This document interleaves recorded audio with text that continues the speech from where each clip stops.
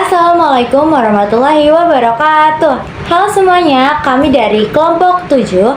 Nama saya Adira Maulia Cahya. Saya Anikoh Laili Fidilawati. Saya Nazudile Putri. Kami dari kelas 12 IPA 3 akan membawakan materi tentang Hakikat Negara Kesatuan Republik Indonesia. Hakikat Negara Kesatuan Republik Indonesia. 1. Konsep negara kesatuan unitarisme. Negara kesatuan sering juga disebut sebagai negara unitaris, unity, yaitu negara tunggal atau satu negara yang monosentris atau berpusat satu. Terdiri hanya satu negara, satu pemerintahan, satu kepala negara, satu badan legislatif yang berlaku bagi seluruh wilayah negara.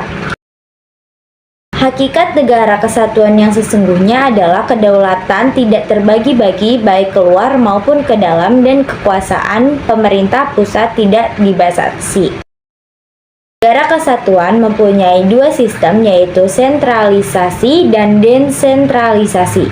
Dalam negara kesatuan bersistem sentralisasi, semua hal diatur dan diurus oleh pemerintah pusat, sedangkan daerah hanya menjalankan perintah-perintah dan peraturan-peraturan dari pemerintah pusat.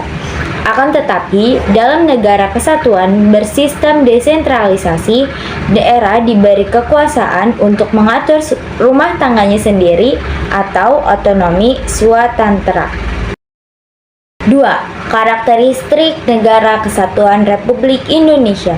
Pasal 1 ayat 1 Undang-Undang Negara Republik Indonesia tahun 1945 yang merupakan naskah asli mengandung prinsip bahwa negara Indonesia ialah negara kesatuan yang berbentuk republik.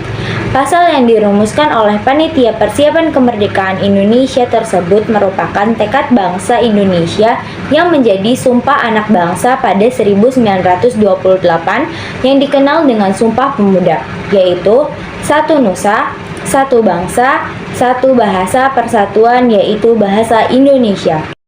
Wujud Negara Kesatuan Republik Indonesia semakin kokoh setelah dilakukan perubahan dalam Undang-Undang Negara Republik Indonesia tahun 1945.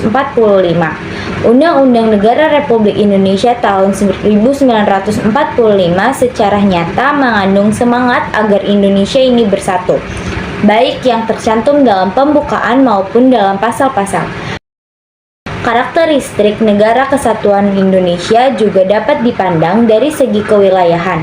Pasal 25A Undang-Undang Negara Republik Indonesia tahun 1945 menentukan bahwa Negara Kesatuan Republik Indonesia adalah sebuah negara kepulauan yang berciri Nusantara dengan wilayah yang batas-batas dan hak-haknya ditetapkan oleh undang-undang.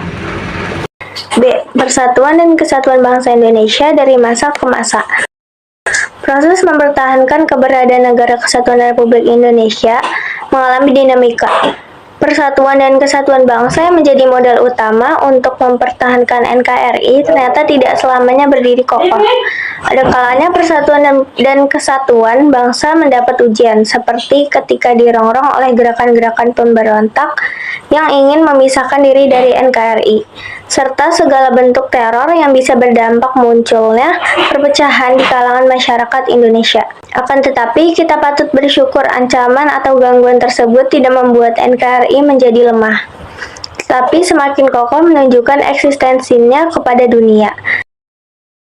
Persatuan dan kesatuan bangsa pada masa revolusi kemerdekaan 18 Agustus 1945 sampai 27 Desember 1949.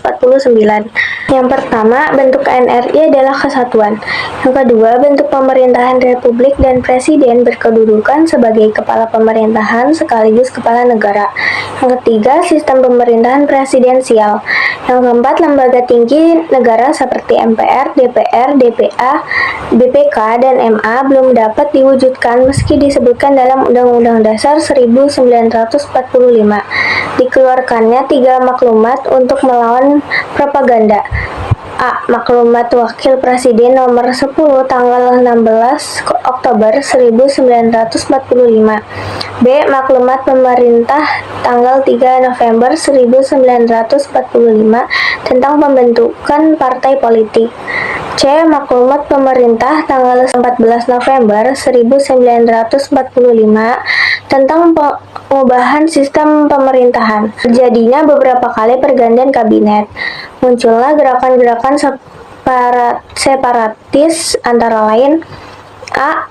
Pemberontakan Partai Komunis Indonesia atau PKI Madiun tahun 1948. B. Gerakan Darul Islam atau Tentara Islam Indonesia DITII di daerah Jawa Barat. Persatuan dan Kesatuan Bangsa pada masa Republik Indonesia Serikat 27 Desember 1949 sampai 17 Agustus 1950. Bentuk negara adalah serikat atau federasi dengan 15 negara bagian. Bentuk pemerintahan adalah republik. Sistem pemerintahan adalah sistem parlementer, kabinet, semu, quasi parlementer. Selain presiden dan para menteri, RIS mempunyai senat, DPR, MA, dan DPK sebagai alat perlengkapan negara. 8 Maret 1950, pemerintah federal mengeluarkan UUD nomor 11 tahun 1950 tentang perubahan susunan kenegaraan negara RIS. Terdapat gerakan-gerakan separatis antara lain: pertama, Gerakan Angkatan Perang Ratu Adil APRA; kedua, Pemberontakan Andi Aziz di Makassar; ketiga, Gerakan Republik Maluku Selatan RMS. Persatuan dan Kesatuan Bangsa pada masa demokrasi liberal 17 Agustus 1950 sampai 5 Juli 1959. Pada periode ini Indonesia menggunakan Undang-Undang Dasar, sementara Republik pada Indonesia UUD SRI tahun 1950. Bentuk negara adalah kesatuan yang kekuasaannya dipegang oleh pemerintah pusat. Bentuk pemerintah yaitu republik. Sistem pemerintah yaitu parlementer. Terjadi 7 kali penggantian kabinet. Pada periode ini kondisi negara kacau karena tidak berhasil badan konstitusi menyusun undang-undang yang baru. Terjadi beberapa gerakan separatis antara lain: yang pertama, Gerakan Darul Islam atau Tentara Islam Indonesia DI atau TII. Yang kedua yaitu pemberontakan PRRI atau Permesta, Pemerintah Revolusioner Republik Indonesia atau Perjuangan Rakyat Semesta. Persatuan dan Kesatuan Bangsa pada masa Orde Lama 5 Juli 1959 sampai 11 Maret 1966. Kembali menggunakan Undang-Undang 1945 sebagai konstitusi negara. Terbentuknya kabinet yang dinamakan Kabinet Kerja, diantaranya Kabinet Inti, Menteri-Menteri dan Menteri-Menteri Muda. Banyak terjadi penyimpangan terhadap Pancasila dan Undang-Undang 1945. Gagasan Nasakom memberi peluang bangkitnya Partai Komunis Indonesia.